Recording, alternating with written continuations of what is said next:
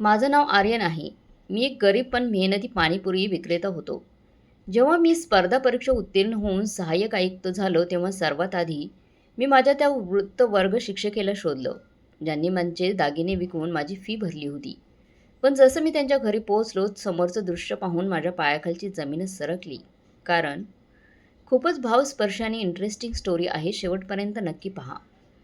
मी या वस्तीत पोहोचलो होतो. छोट्या छोट्या गल्ल्या, लहानशी घरं स्पष्टपणे कळत नव्हतं की इथे फक्त गरीबच राहतात. पण इथे जे लोक राहतात त्यांचं नशीब बदलण्यासाठी मी आलो होतो. मला फक्त त्या सापडाव्यात हीच माझी इच्छा होती. विचारत विचारत अखेर त्यांच्या घरापर्यंत पोहोचलो. पण घराच्या बाहेर पोहोचताच आतून काही विचित्र आवाज ऐकू आले. आत काय चाललं आहे याची थोडीफार कल्पना आली होती. कदाचित मी आत जाऊ नये आणि काही जाऊ नये. कदाचित त्यांचा खाजगी मामला होता.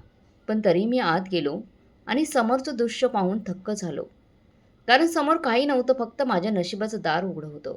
माझं एक पाऊल पडलं आणि माझं नशीब राजासारखं बनू शकलं असतं. असा प्रसंग होता की जर मी योग्य निर्णय घेतला असता तर माझं आयुष्य आणि परलोक दोन्ही उजळले असते. आणि मी एक उत्तम निर्णय घेतला. मी ठरवलं की मी या स्त्रीला, माझं नाव आर्यन आहे, मी एक अग्निगत स्वप्नांचा रक्षक आहे. गरिबांच्या सावलीत मोठा झालो. रस्त्याच्या कडेला एका फाटलेल्या झोपडीत राहत होतो, जिची छप्पर पावसात गळायला लागायची. जमीन, मातीत, भिंत जीर्ण, पण मनात चमकणारी स्वप्न होती. उराशी स्वप्न बाळगून होतो. दररोज सकाळी डोळे उघडल्यावर छताला लटकणाऱ्या बल्बच्या मंद प्रकाशात माझं माझं मन नवीन आशेने भरून यायचं. माझे वडील या जगातून निघून गेले होते. एक वृद्ध आई, दोन लहान बहीण भाऊ माझ्यावर अवलंबून होते. शिक्षणाची आवड होती, बुद्धिमत्ता माझी ओळख होती. पण परिस्थितीने मला शाळेतून थेट हातगाडीवर आणून ठेवले होते. 6वीतून 10वीपर्यंत मी नेहमी पहिल्या क्रमांकावर यायचो. इंग्रजी माझा आवडता विषय होता. मी आत्मविश्वासाने बोलायचो. माझ्या आवाजात गोडवा होता.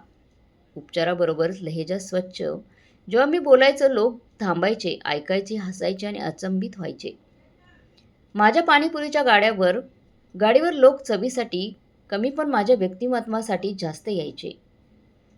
पांढरा टापटीप कुर्ता, निळी स्वच्छ पॅन्ट, नीटनेटका चेहरा, छान कट केलेले केस, सोनेरी केस, सोनेरी उन्हात चमकणाऱ्या हिरव्या डोळ्यांचा तेजस्वीपणा, गोरा रंग आणि ओठांवर हलकंसं हास्य.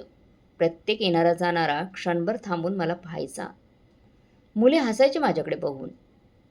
मोठ्या आश्चर्याने पाहायचे आणि तरुण हवट्या नजरेने बघायचे.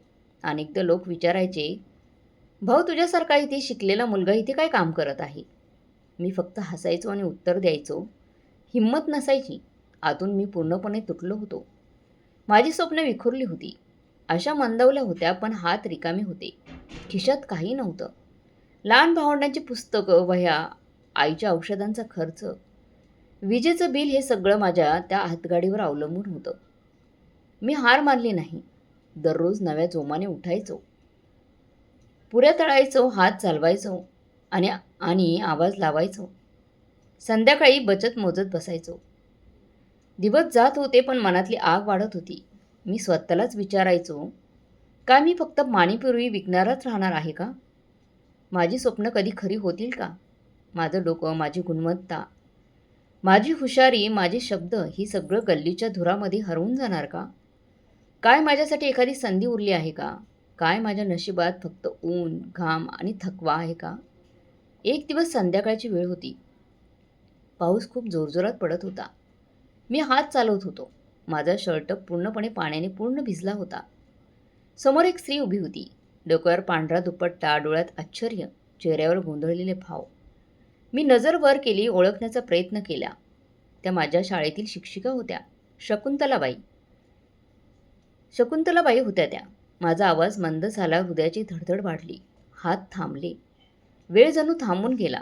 त्या म्हणाल्या, "आर्यन, अरे तू इथे काय करतोयस? आम्ही तर तुला मॅट्रिकपर्यंत शिकवलं होतं.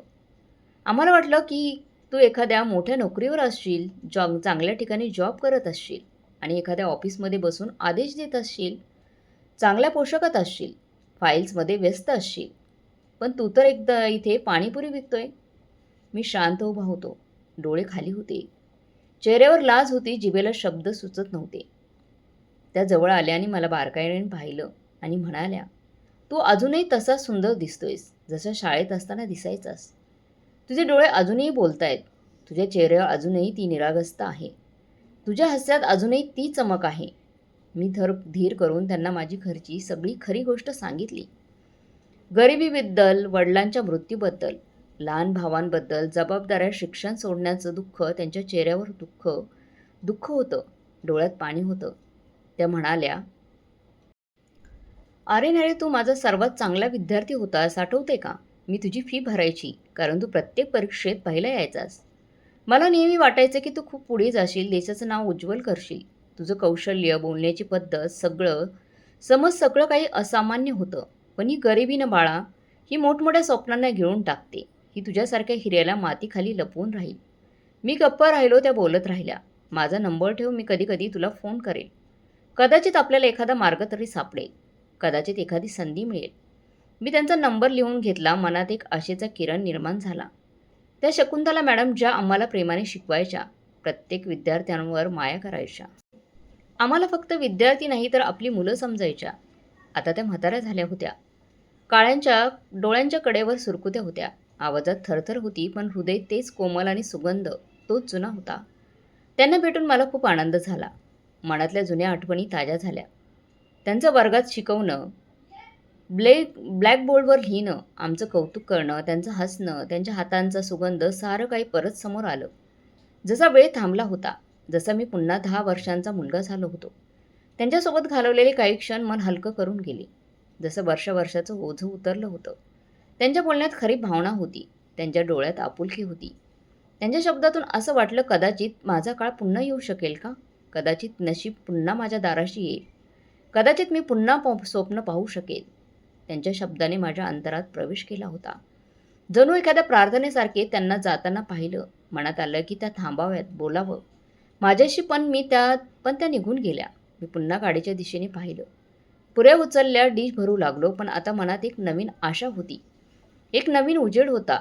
जसं अंधारात एक दिवा लागला असेल तसं. जसं नवीन सकाळ होणार असेल. जसं ढग दूर होणार असेल. जसं माझ्या जीवनाची दिशा बदलणार असेल. त्या दिवशी मी स्वतःला पहिल्यांदा वचन दिलं, मी इथेच थांबणार नाही, तर मी काहीतरी आयुष्यात नक्कीच करून दाखवीन. मी माझ्या शिक्षिकेचा मान राखेन. मी माझ्या स्वप्नांना मरू देणार नाही. मी माझ्या भावा बहिणींचं चांगलं आयुष्य देईन त्यांना. मी आईच्या चेहऱ्यावर हास्य आणीन.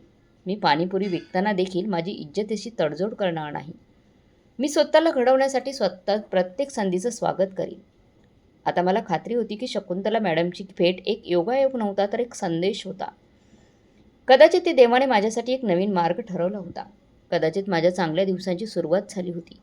शकुंतला मॅडमने सांगितलेली ती गोष्ट माझ्या मनात अशा प्रकारे घर करून बसली, जसे एखादं जुडबान एखाद्या झाडाच्या ताणात खोलवर घुसलेलं असतं. तू तर फार समजूतदार होतास. आम्हाला आशा होती की तू काहीतरी मोठं करशील. त्यांच्या आवाजात जे दुःख होतं, त्यांनी माझ्या आत एक प्रचंड वादळ निर्माण केलं होतं. मला वाटलं की जणू मी ज्यांच्या अपेक्षा फार ठेवल्या, त्यांच्या विश्वासाला तडा दिला. जणू माझ्यातली एक चिंगारी होती, ती विझत चालली होती.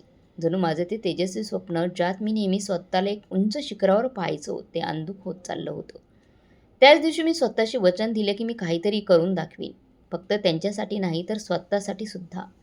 कारण जर मी स्वतःला सिद्ध केलं नाही, तर आयुष्यभर त्यांच्या याच ठेल्याशी जोडलेलं राहील.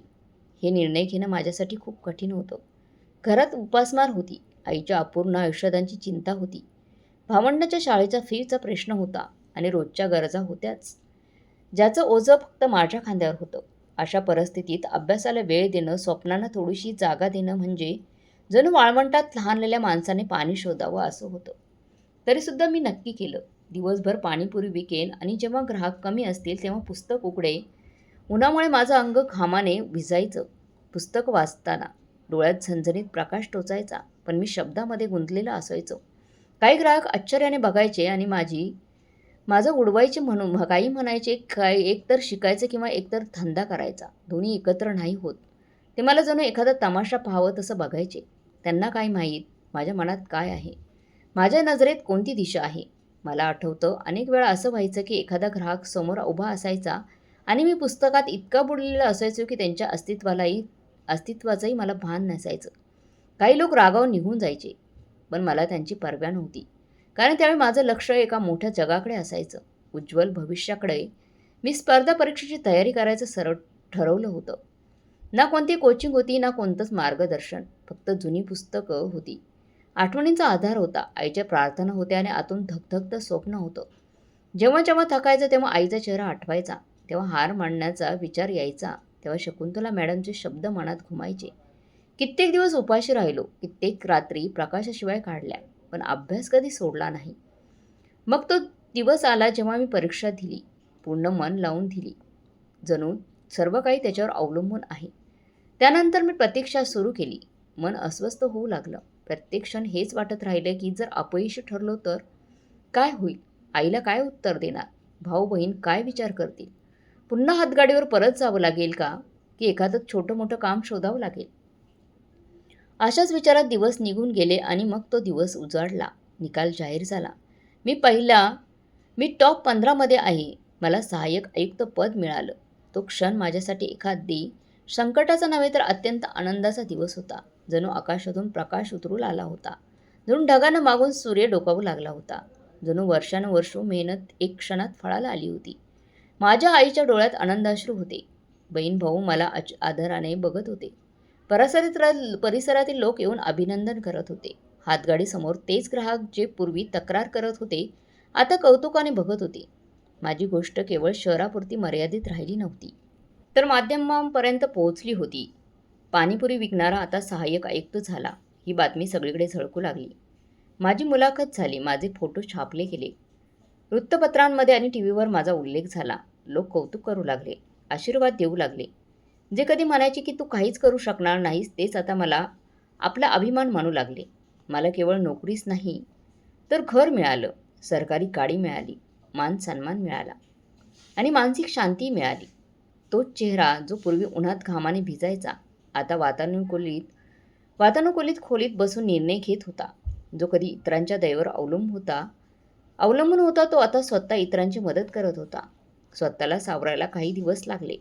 कुटुंबाला सरकारी खरी हलवलं, वस्तू खरेदी केल्या, कर्ज फेडलं. आईसाठी नवीन औषधं आणली गेली. बहीण भावंडांसाठी चांगल्या पुस्तकांचा संच दिला गेला.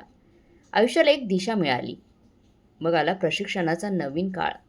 नवीन वातावरण, नवीन लोक, नवीन तत्त्व, नवीन जबाबदाऱ्या. प्रत्येक क्षण काहीतरी शिकवत गेला.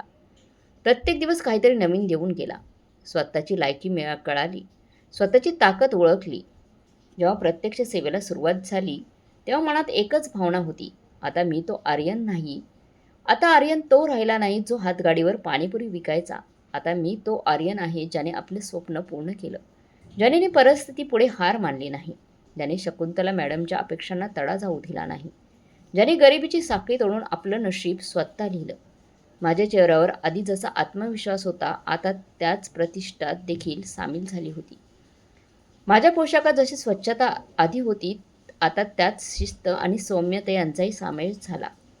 काही लोक म्हणायचे की उंच पदावर नेहमी देखणे लोकच असतात. त्यांचा विश्वास होता की सौंदर्यसुद्धा एक निकष आहे. मी हसून म्हणालो, जर असंच असेल तर माझ्या सौंदर्यानेही माझी साथ दिली. पण खरी गोष्ट ही आहे की जर मन सुंदर असेल तर चेहराही आपोआप कोमल होतो. माझ्या आयुष्यात माझं कष्ट, माझ्या प्रार्थना, माझ्या आईचा संयम, माझ्या शिक्षकाचा विश्वास हे सगळं सामावलं गेलं होतं. आता मी तोच आर्यन होतो, पण माझं आयुष्य पूर्णपणे बदलून गेलं होतं. माझा विचार, माझं वागणं, माझ्या असणाऱ्या जबाबदाऱ्या, माझं कार्यक्षेत्र सगळं बदललं होतं. त्या दिवशी जेव्हा माझ्या आईने सांगितलं की माझं लग्न तिच्या मैत्रिणीच्या मुलीशी ठरलं आहे आणि लवकरच लग्नाची तारीखसुद्धा ठरवायची आहे, तेव्हा माझ्या मनात काहीसं विचित्र वाटलं. कारण लहानपणापासून मी तिला ओळखत होतो. तिच्या आईचं ते वाक्य जे अनेक वर्षांपूर्वी लहानपणापासून ऐकलं होतं, पुन्हा एकदा कानात घुमायला लागलं. त्या दिवशी जेव्हा माझी आई त्यांच्या घरी लग्नासाठी प्रस्ताव घेऊन गेली तेव्हा तिने म्हटलं होतं, गरीब लोक आहात तुम्ही, पण चेहरा मोहरा चांगला आहे म्हणूनच माझी मुलगी तुमच्या मुलासाठी आहे. तेच आहे हे वाक्य एखाद्या बाणासारखं हृदयात घुसलं. मी काहीच बोललो नाही. आई शांत होती, पण तिच्या डोळ्यातील वेदना स्पष्ट दिसत होती, जी फक्त एक काही जाणू शकत होती. काळाच्या ओघात आईने ती गोष्ट दुर्लक्षित केली होती. पण मी मात्र ती कधीच विसरू शकलो नाही. ती गोष्ट माझ्या मनात कायम एक सल बनून राहिली. आई म्हणाली, "बाळा, त्यावेळी ते खोटं बोलत नव्हते. आपण खरंच गरीब होतो रे. आता जर आपण श्रीमंत झालो आहोत आणि हे नातं तोडलं तर जग आपल्याला चुकीचं समजतील. नातं कुणी नाकारत नाही. पण जर आपण नाकारलं तर आपल्यावर प्रश्नचिन्ह उठतील." मी आईचं म्हणणं मान्य केल्याने म्हणालो, "ठीक आहे. जे व्हायचं आहे ते होऊ दे. मी ईशाशीच लग्न करेन." दिवसातून एकदा टोचणी लागायचीच. पण आईचा आनंद माझ्यासाठी सगळ्यात मोठी गोष्ट होती. याच काळात माझ्या मनात एक विचार आला. मी माझ्या जुन्या शिक्षिका शकुंतला मॅडमना भेटेन. त्या माझ्या आयुष्यातील पहिली प्रकाश किरण होत्या. त्यांनी नेहमी माझा पाठिंबा दिला. मला शाळेत प्रवेश मिळवून दिला होता. माझी फी स्वतःच्या खिशातून भरली होती. माझ्यावर विश्वास ठेवला. माझ्या कौशल्याची, माझ्या कलागुणांची ओळख पटवली. त्या एकमेव व्यक्ती होत्या ज्यांनी माझ्या चेहऱ्याऐवजी माझ्या डोळ्यातील माझी समजूत पाहिली होती. आता मी सहाय्यक आयुक्त झालो होतो. माझ्याकडे सगळं काही होतं. सरकारी गाडी, अधिकार, मान-सन्मान, पद, सगळं काही होतं. मी त्यांना भेटायला गेलो, कारण त्यांचे आभार मानायचे होते. हे सांगायचं होतं की त्यांच्या आशीर्वादाचा परिणाम झाला कसा. त्यांच्या अपेक्षांमुळे मी हार मानली नाही. त्यांचा विश्वास माझं बळ बनलं. मी खास तयारी केली. त्यांच्यासाठी काही भेटवस्तू घेतल्या, फुले आणली, जे काही शक्य होतं ते सगळं काही केलं. त्यांचा नंबर शोधला, पत्ता मिळवला. हे माझ्यासाठी फारसं अवघड नव्हतं. मी ठरवलं की स्वतः जाईन आणि सांगेन की त्यांनी त्याच्यावर विश्वास ठेवला होता. तो आर्यन आता एका मोठ्या पदावर पोहोचला आहे. आता तोच आर्यन जो कधी त्यांच्या मदतीने शिकायचा, आज सरकारी वर्दीत त्यांच्यासमोर उभा राहणार होता. मी त्यांच्या उपकरणाचं ऋण फेडू शकणार नव्हतो, पण धन्यवाद तर नक्कीच देऊ शकत होतो. गाडी काढली आणि ध्येयाच्या दिशेने निघालो. रस्त्यात हृदयाची धडधड वाढली होती. डोळ्यात भावनांची वादळ होती. मनात एक विचित्र अशांतता होती. जेव्हा त्या मला पाहतील तेव्हा काय म्हणतील. मी मनात पुन्हा पुन्हा तो क्षण उभा करत होतो. दरवाजा उघडतो, मी आत जातो तेव्हा त्या पाहून मला आश्चर्यचकित आणि आनंदित होतील. मला आशीर्वाद देतात. त्यांच्या डोळ्यात अश्रू येतात.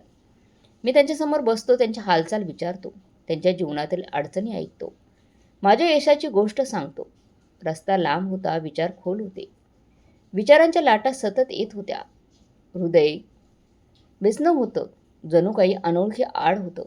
जेव्हा गाडी त्या मोहल्ल्यात पोहोचती तेव्हा दृश्यच बदललं होतं. हे ठिकाण खूप जुनं वाटत होतं.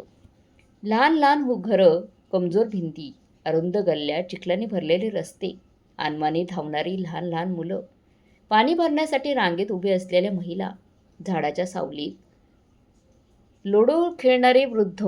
हे दृश्य मनाला स्पर्शून गेलं. माझी सरकारी गाडी या रस्त्यावर नीट चालू शकत नव्हती.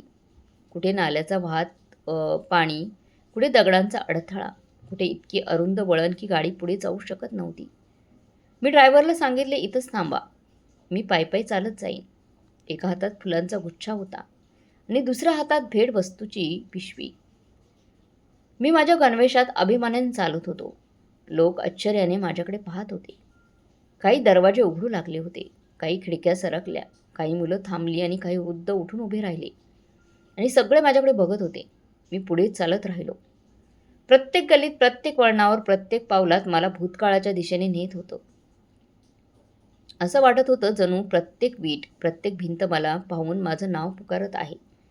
ते दिवस आठवत होते जेव्हा मीही या मुलांसारखाच अनवाणी, अंगावर कपडे नसलेला या गल्लीत धावायचो. ते क्षण आठवत होते जेव्हा एक पैशासाठी तडफडत होतो. प्रत्येक पावलासोबत माझं हृदय अजून जोरजोरात धडधडू लागलं. कपाळ घामाच्या थेंबाने ओलसर झालं. गल्ल्यांमध्ये काही लोक मला ओळखण्याचा प्रयत्न करत होते की हा नक्की कोण आहे, कोण आला आहे या गल्लीत. काहींनी ओळखलं होतं आणि काही जण कुजबुजत होते. मी या सगळ्यांपासून अभिमानाने आणि माझ्या उद्दिष्टाच्या दिशेने चालत राहिलो. मनात फक्त एकच विचार होता, मला माझ्या शिक्षिकेला भेटायचं आहे, त्यांच्यावर नजर टाकायची आहे आणि सांगायचं आहे की त्या यशस्वी झाल्या आहेत. त्यांनी जो माझ्यावर विश्वास टाकला होता तो विश्वास पूर्ण झालाय. त्यांची विचारसरणी यशस्वी ठरली, त्यांचा विश्वास जिंकला. त्यांच्या प्रार्थना पूर्ण झाल्या. मी त्यांच्या दाराजवळ पोहोचलो. काही क्षण तसाच थांबलो. मनात एक अनामिक भीती दाटून आली. काही क्षण डोळे मिटले. जणू काही प्रार्थना केली. जणू आत उठणाऱ्या वादळाला थांबवण्याचा प्रयत्न केला. मग पाऊल पुढे टाकलं. दरवाजा अजून बंदच होता. पण पण आतून काहीतरी आवाज येत होता. जणू कोणत्या तरी गोष्टीवरून भांडणं चालू होती. एका महिलेची किंकाळी ऐकू आली. काहीतरी पडल्याचा आवाज आला. मी गोंधळलेल्या माझी पावलं मागे थांबू लागली. मनात प्रश्न निर्माण झाले. आता जाणणे योग्य ठरेल का? हीच योग्य वेळ आहे का? मी बरोबर करतोय का? थोडा वेळ थांबावं का? मी दरवाजाबाहेर उभा राहिलो. आतला आवाज अधिकच तीव्र होत होता. मन अस्वस्थ झालं. काही वेळानंतर वाटलं परत जावं. पण त्याच वेळी एक असा आवाज आला की माझ्यासारखा पुरुष मागे हटू शकत नव्हता. कुणीतरी माझ्या शिक्षिकेचं नाव घेत त्यांच्याबद्दल अपशब्द बोलत होते. मी लगेच दरवाजाकडे वळलो. माझ्या अंगरक्षकांना खुणा केल्या. त्यांनी आपापल्या भूमिका घेऊन सज्ज झाले. मी दरवाजावर लाथ मारून तो उघडून दिला. समोरचे दृश्य होतं ते पाहून मी थक्क झालो. त्यांनी एका तरुण मुलीला कवेत घेतलं होतं जिथे काही पुरुष उभे होते. त्यांनी पाहिलं की कुणीतरी आत आला आहे. ते पुढे येऊ लागले. पण माझे सुरक्षा रक्षक पाहून ते शांत झाले. विचारू लागले, आपण कोण? माझ्या गार्ड्सने सांगितलं, हे या भागाचे सहाय्यक आयुक्त आहेत. ते लोक हात जोडून एका बाजूला उभे राहिले आणि म्हणाले की साहेब तुम्ही आमच्या घरात. मी म्हणालो, सर्वप्रथम हे सांगा की तुम्ही या महिलेसोबत काय करत आहात? ती इतकी घाबरलेली का आहे? माझ्या शिक्षिकेला पाहून त्या खरोखरच आश्चर्यचकित झाल्या की मी इथे आहे. मी त्यांना उचलून बसवलं आणि त्या मुलीकडे पाहिले जी त्यांच्या मिठीत पूर्णपणे सिमेंटलेली होती.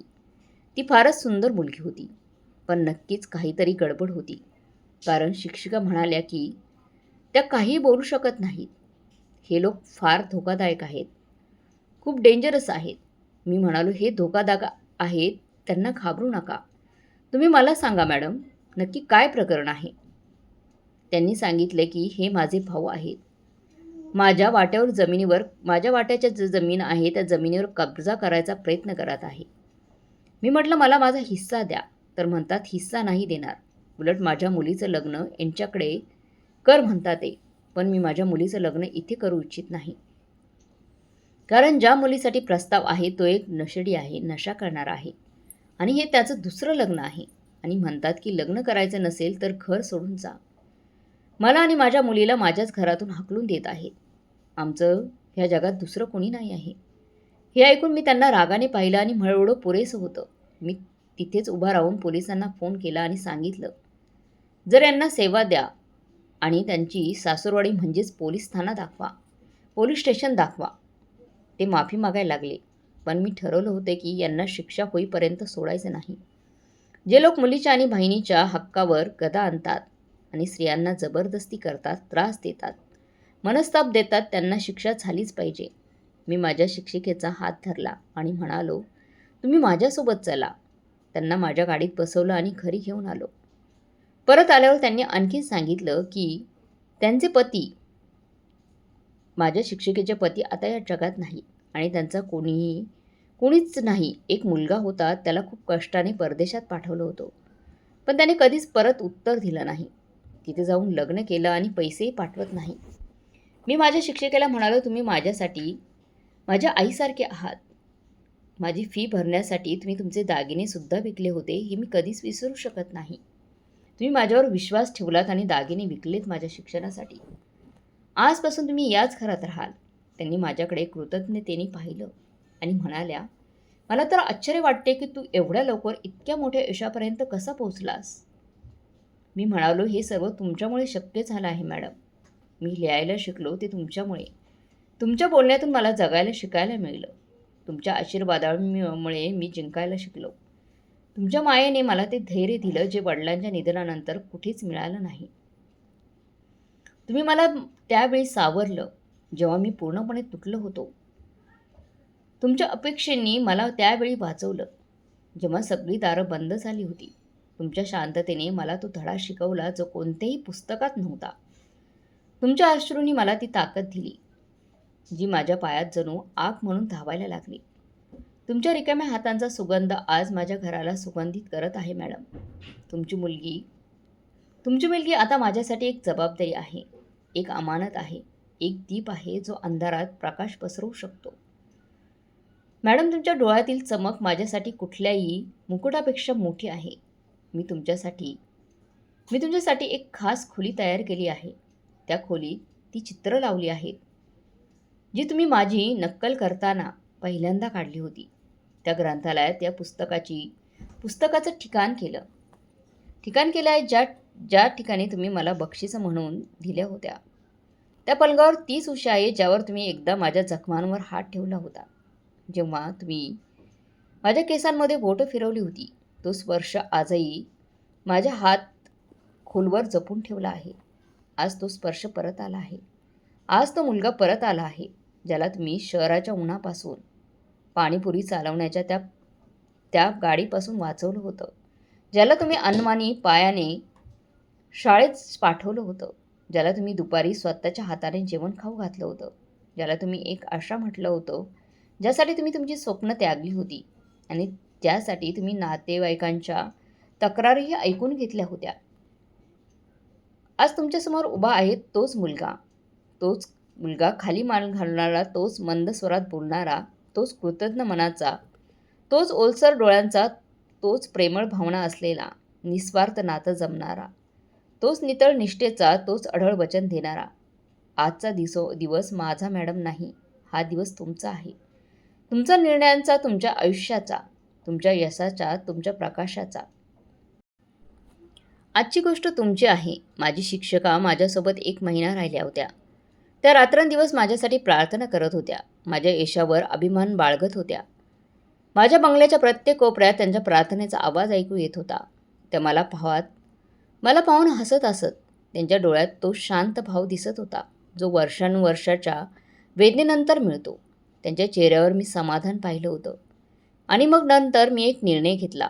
एक असा निर्णय जो माझं आयुष्य बदलून टाकणारा होता. मी आईसमोर बसून जेव्हा हा निर्णय सांगितला, तेव्हा त्यांच्या डोळ्यात आश्चर्याची लाट उमटली. त्या मला नुसतं पाहत राहिल्या आणि मी म्हणालो, आई, मला तुझ्या मैत्रिणीच्या मुलीशी लग्न नाही करायचंय. जी साखरपुडा झाला होता तो मला तोडायचा आहे. आणि माझ्या शिक्षिकेची जी मुलगी आहे, मला तिच्याशी लग्न करायचंय. आईचा चेहरा हे एकटाच बदलला. त्यांनी लगेच विचारलं, काय झालंय तुला? हा तुझा स्वतःचा निर्णय आहे की कोणाच्या सांगण्यावरून घेतलाय? मी म्हणालो, आई, हा माझा स्वतःचा निर्णय आहे आणि मी तो बदलणार नाही. आई काही वेळ थांबून म्हणाली, बाळा, ही तुझी इच्छा आहे. जर तुला वाटत असेल की हा निर्णय तुला आनंद देईल, तर मला काही हरकत नाही. मी देवाचे आभार मानेल की आईने माझा निर्णय स्वीकारला. त्यानंतर मी माझ्या शिक्षिकेकडे गेलो आणि ती गोष्ट सांगितली, जिच्यामुळे त्यांच्या डोळ्यात अश्रू आले होते. मी म्हणालो, तुम्ही संपूर्ण आयुष्य इतरांसाठी जगलात, माझ्यासाठी जगलात. आता मला तुमच्या मुलीसाठी काहीतरी करायचं आहे. उपकाराची परतफेड करायची. मला तुमच्या मुलीसोबत लग्न करायचं आहे. शिक्षकांनी माझ्याकडे पाहिलं तर एखाद्या स्वप्नात असावं. त्यांचे ओठ थरथरत होते. आवाज ओलसर झाला होता. त्या म्हणाल्या, बाळा, तुला काय झालं आहे? तू एका मोठ्या पदावर आहेस. तुझं लग्न कुठल्याही मोठ्या घरात होऊ शकतं. श्रीमंत मुलगी, सुंदर मुलगी तुला तुझ्या आयुष्यात येऊ शकते. मग तू माझ्या मुलीसोबत लग्न का करायचं म्हणतोयस? मी म्हणालो, मॅडम, तुमचे उपकार कधीच फेडू शकत नाही, पण तुमच्या मुलीचा एक चांगला जीवनसाथी होऊन कदाचित काहीच करू शकेन मी तुमच्यासाठी. त्या म्हणाल्या, बाळा, तू माझी शेवटची चिंता दूर केलीस. तू माझ्या मुलीला वडिलांसारखा आधार दिलास.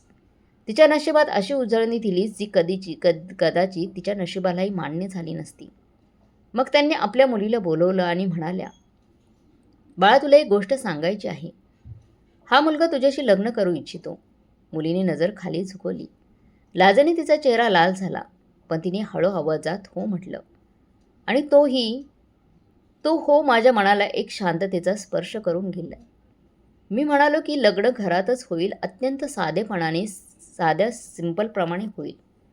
साक्षीदार माझे मित्र असतील, पंडितजींना बोलू. हे सगळं माझ्याच घरात होईल. माझ्या जीवनातील सर्वात महत्त्वाचा विधी माझ्याच घराच्या भिंतीमध्ये होईल. जेव्हा लग्न झालं तेव्हा माझ्या डोळ्यासमोर सगळे जुने प्रसंग फिरू लागले. जेव्हा मी पाणीपुरी विकायचो, जेव्हा माझ्या कपड्यांवर माती लागलेली असायची, जेव्हा माझे बोटं कापलेली असायची, जेव्हा लोक तुच्छतेने पाहायचे, जेव्हा नात्यांना नकार दिला जायचा, लग्नासाठी नकार दिला जायचा, जेव्हा गरिबी प्रत्येक दारातून झटकून टाकायची. आणि आज त्याच मुलाचं लग्न होत होतं, ज्याला तेव्हा योग्य समजलं जात होतं, त्या मुलीशी मी लग्न केलं. ती एका शिक्षिकेची मुलगी होती, जिने सुगंधी संस्कार घेतले होते, जिच्या चारित्र्यात प्रकाश होता, जिला लाज आणि संकोचाचा मूर्तिमंत प्रतीक मानलं जायचं, जी आईच्या पायाशी वाढली होती. मी शांतपणे माझ्यासोबत येऊन बसली, जसे तिला खात्री असावी की आता ती सुरक्षित हातात आहे. माझे साक्षीदार तेच लोक होते ज्यांनी माझी कधी थट्टा केली होती. माझे पाहुणे तेच होते ज्यांनी कधी माझ्या घराचं दारही ठोठावलं नव्हतं. माझी आई तीच होती जी आजही माझ्यासाठी प्रार्थनेचा दिवा लावते. माझी शिक्षिका तीच होती जिला आज तिचं स्वप्न साकार होताना दिसत होतं. आणि माझी पत्नी तीच मुलगी होती जी तिच्या आईच्या डोळ्यातील तारा होती. लग्नानंतर ती माझ्या घराची शोभा बनली. ती माझ्यासाठी शांतता बनली. ती माझ्या जीवनाची प्रकाश बनली. तिच्या अस्तित्वामुळे माझ्या खोलीत सुगंध दरवळू लागला. तिच्या उपस्थितीमुळे माझ्या हृदयाला शांती मिळू लागली. तिच्या बोलण्यामुळे माझा दिवसाचा थकवा उतरू लागला. तिच्या वागण्यातून माझ्या मनात प्रेम स्फुरू लागलं. ती फक्त माझी पत्नी नव्हती, ती माझी सोबती होती, माझी गुप्तधारक होती, माझी पूजा होती, माझा अभिमान होती. जेव्हा मी कामावरून परतायचो, तेव्हा दरवाजावर तिचं हास्य माझं स्वागत करत असायचं. जेव्हा मी थकलेलं असायचो, तेव्हा तिच्या बोलण्यात शांतता सापडत होती. जेव्हा मी गप्प बसायचो, तेव्हा ती त्या शांततेला प्रेमाने भरून टाकायची. आणि जेव्हा मी संभ्रमात असायचो, तेव्हा ती प्रार्थनेच कवच बनायची. ती खरोखरच एक शिक्षिकेची मुलगी होती, जिने सुसंस्काराची जोपासना केली होती, जिच्या वागण्यात आदर होता, बोलण्यात सौम्यता होती, निश्चयामध्ये समर्पण होतं, मनात प्रेम होतं, स्वभावात मधुरता होती आणि तिच्या हातात समृद्धी होती. तिच्या आगमनाने माझं आयुष्य आनंदाने भरून गेलं. आम्ही अनेक वेळा छतावर बसून जुन्या आठवणी आठवत असायचो. बालपणीच्या आठवणी परत परत सांगत असायचो. तिच्या आईच्या मेहनतीला माझा प्रणाम. ती आई जी कधी काळी अपरिचित होती, आज तिचं नाव माझ्या बंगल्याच्या प्रत्येक खोलीत आदराने घेतलं जात होतं. मी तिच्याकडे पाहतो तेव्हा मनापासून एक प्रार्थना नक्कीच बाहेर येत होती. देवांनो, प्रत्येकाला अशी साई देव, असा गुरु दे, अशी सद्गुणी स्त्री दे, जी कधी पुरस्काराच्या अपेक्षेने काम करत नाही, जी कुठलीही स्वार्थ न ठेवता चांगलेपणाने करत राहते, जी सर्व काही देऊन सुद्धा कधी काही तक्रार करत नाही, जी मुलाला आधी चांगला माणूस बनवते, जी शिष्याला जगाच्या सर्वोच्च स्थानी पोहोचवते पण स्वतः मागे राहते. हेच असतात गुरु, जे सामान्य लोकांना महान बनवतात पण ते स्वतः त्या जागीच उभे राहतात. आपण आपल्या गुरूंना कधीही विसरू नये. आपल्यापैकी किती लोक आहेत जे यश मिळवल्यानंतरही पुन्हा आपल्या गुरूंच्या पायाशी जाऊन धन्यवाद म्हणतात. कदाचित फार थोडेच जात असतील, पण जायलाच हवं, कारण हेच तेच लोक आहेत जे आपल्याला मार्गदर्शन करत असतात, जे आपल्याला काहीतरी बनवतात. हे तेच वृक्ष आहेत जे आपल्याला सावली देतात, पण स्वतः मात्र कायम उन्हाळा झिजत असतात. तर मित्रांनो, या कथेचा मुख्य नैतिक संदेश असा आहे: आपल्या जीवनातील यशाचं श्रेय केवळ स्वतःच्या कष्टाला न देता त्या गुरुजनांना, मातांना आणि जीवनसाथीला देखील द्यायला हवं, ज्यांनी निस्वार्थ भावनेने आपल्या जीवनाला आकार दिला. आपण त्यांना सन्मान, आभार आणि प्रेम कधीच विसरू नये त्यांचं, कारण हेच शिक्षक आपल्याला चारित्र्याचे, मूल्याचे आणि आत्म्याचे खरे पाय आहेत. तर मित्रांनो, ही होती आजची गोष्ट. या गोष्टीबद्दल तुमचं नक्की मत काय आहे कमेंट बॉक्समध्ये नक्की सांगा. आणि कथा चांगली वाटली असेल तर लाईक, शेअर, सबस्क्राईब नक्की करा. धन्यवाद.